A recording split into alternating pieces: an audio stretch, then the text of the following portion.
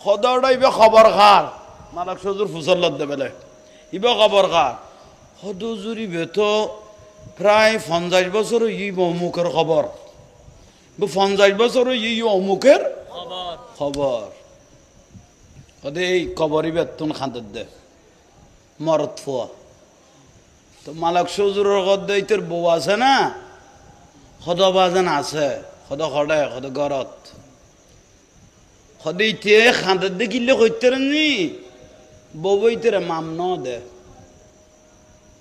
বউইতেরে বউর অত্যাচার করি গিয়ে বউ কষ্ট পাইয়ে সংসার ন সারে কিন্তু বউ তারে কিন দে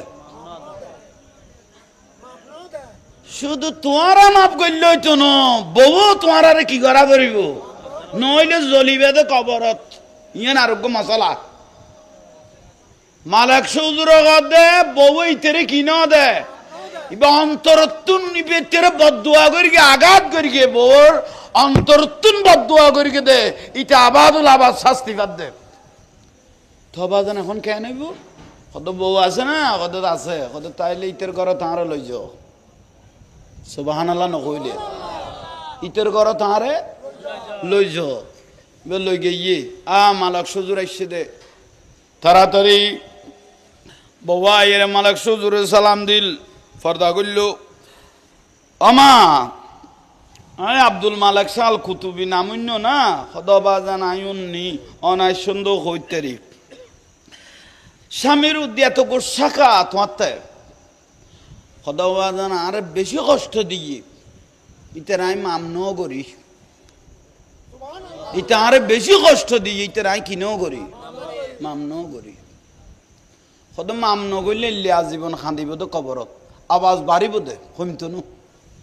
আজার হইলেও স্বামী না ইয়ান খার ঘর সদা স্বামীর ঘর তো গরজ যেটা আস বার যেত নস ফুয়াশা যেটা আছে তুই মাপ নগরলে কিন্তু ইতিল্লা খান্দিব দে তুই মাপ করিবে আল্লাহর মকবুল বান্দা সাক্ষী তাইবে আই আব্দুল মালিক সাল কুতুবি আইউনি ভান আল্লাহ দেখে ভান আল্লাহর ওয়াস্তে করিয়ে রে মশল্লা বিষয় তারা যদি মাপ ন কর তৈরি তুই আজীবন এলে কি দিব দে খান্দিব দে মারি খন তাইব কবর শেষ পর্যায়ে শাহসুফি আব্দুল মালিক সাল কুতুবি রহমতুল্লাহ আলাইহির কথা শুনে ওই মহিলা আল্লাহর ওলির কথা শুনে গলে গেলেন উযু কালাম করে মশল্লা বিছিয়ে আল্লাহর দরবারে সিজদায় বলল আল্লাহ তোমার একজন আল্লাহর বন্ধু আল্লাহর ওলি বলতেছেন মাফ করার জন্য আমি স্ত্রীও খালেস নিয়তে আমার স্বামীকে আমি মাফ করে দিলাম